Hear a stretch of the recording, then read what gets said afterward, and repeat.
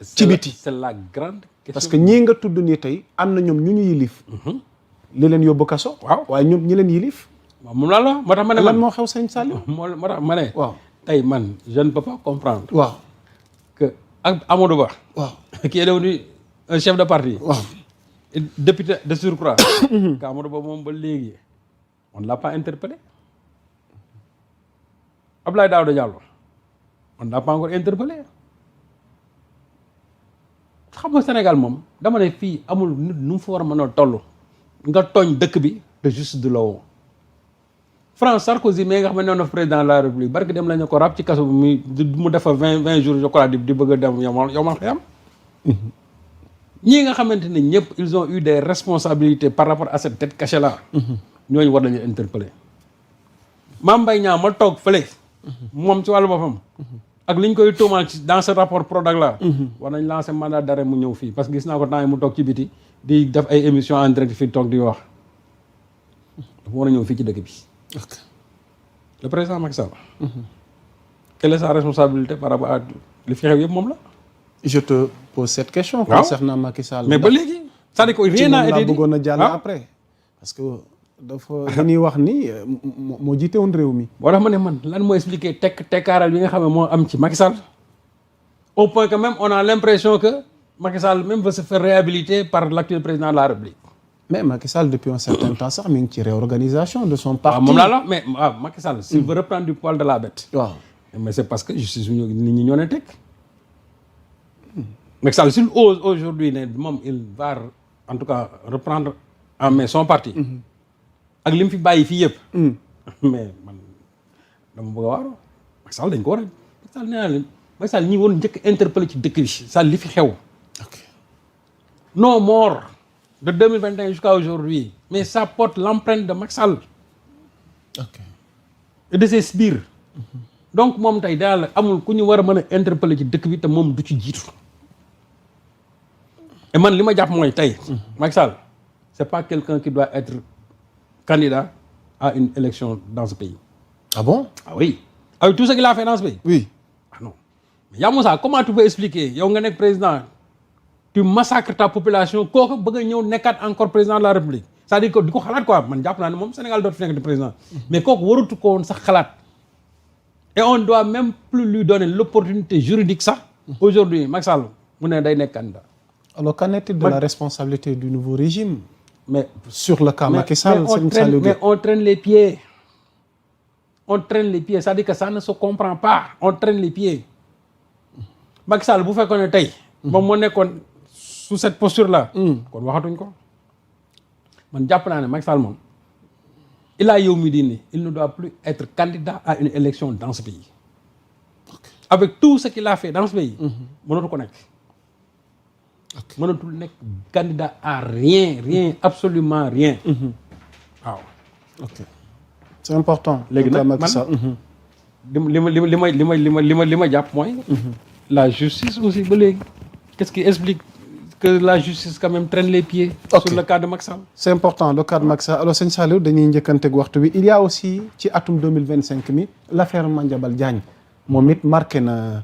tey jii nii xew-xew yi ci réewum Sénégal épisode boobu dikkaat nañ ci lu bari yoon mais que retenir finalement de l'affaire Madiambal Diagne bokk na tamit ci li marqué 2025 bi ci wàllu yoon.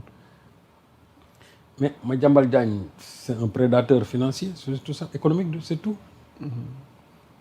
il a bénéficié d'une 20aine de milliards yoo xam ne tey mënu ko justifier dara. Madiambal Diagne nee na moom. xaw ma apporteur d'affaires la xaw ma nan la il a pu bénéficier de ça waaw mais d'accord mais xam nga bu ñu la tuumaalee ci mbirum xaalis.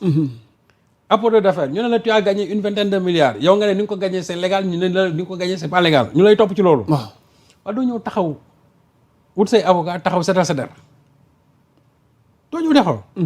mais fii on a appréhendé des gens qui sont là moom lu mu ciy daw. parce que xam nga Madiambal moom son problème c'est Ousmane Sonko c'est pas quelqu'un d'autre. Ah ok. te xam na ne ñoom xam nañ ne Ousmane Sonko il n'a pas en main la justice de ce pays. Ousmane Sonko n'a pas en main la justice de ce pays. donc Madiambal Diagne tey la ko waroon moom tey jabaram mi ngi ci kaso bi. doomam mi ngi ci kaso bi ba léegi. bàyyi nañ benn doomam je crois sous contrôle judiciaire. li ko waroon. mooy naa ñëw seetal sama deru njaboot. ok li ngeen mooy tuumaal dara du ci dëgg au besoin libérer ma famille. man je reste en prison. te yàlla xam na ne tey Madiambal Diagne bu ñëwoon.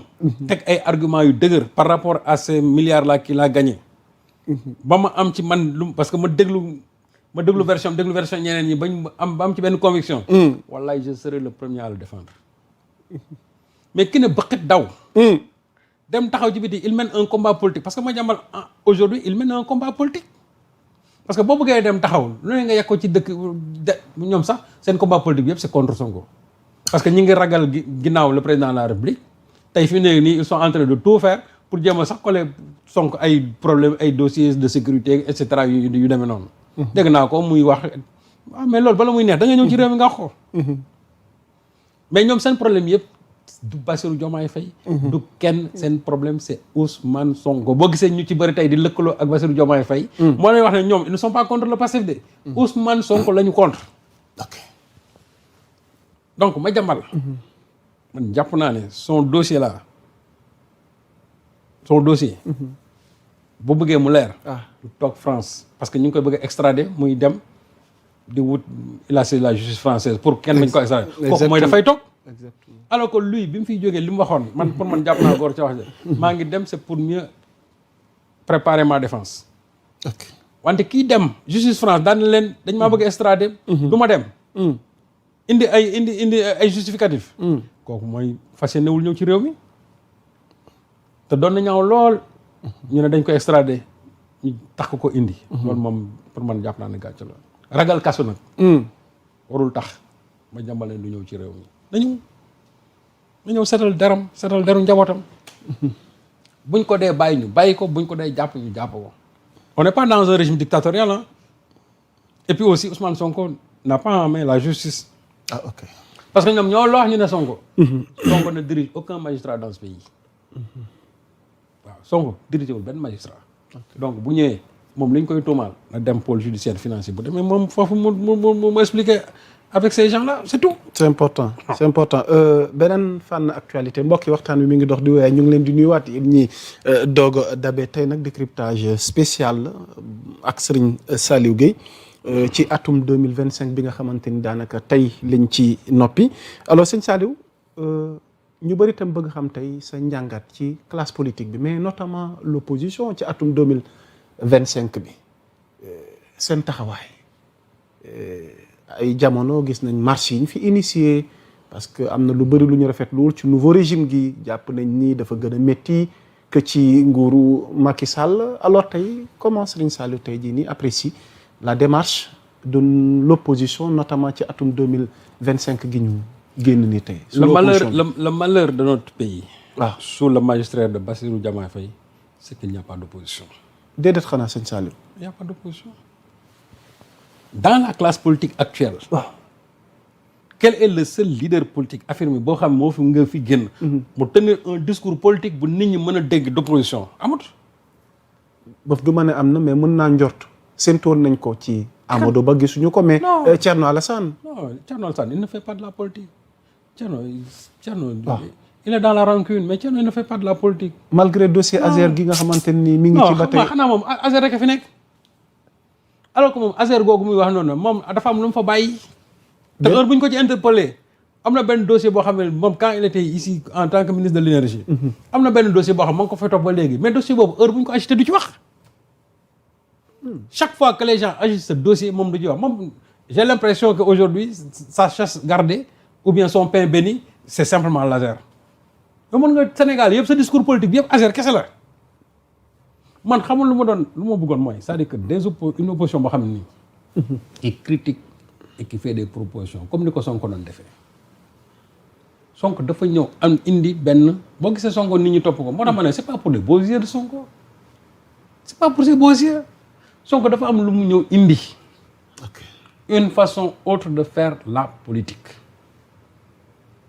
indi lu bees ci politique teg Sénégal yi adopté loolu wane une démarche de transparence wane man mi je suis transparent man dama set wicc je suis incorruptible te li ñuy njëkk a seet ci nit mooy koo xamante ni dañuy war ne amul benn dossier xaalis boo xam ne ni yow mos nga cee tax loolu moo jafe ci réew mi Sonko bu mu ñëwee loolu lañ njëkk a jaay nit ñi ne leen man maa ngi nii set wicc ku ma amal loo may tuumal moo ko.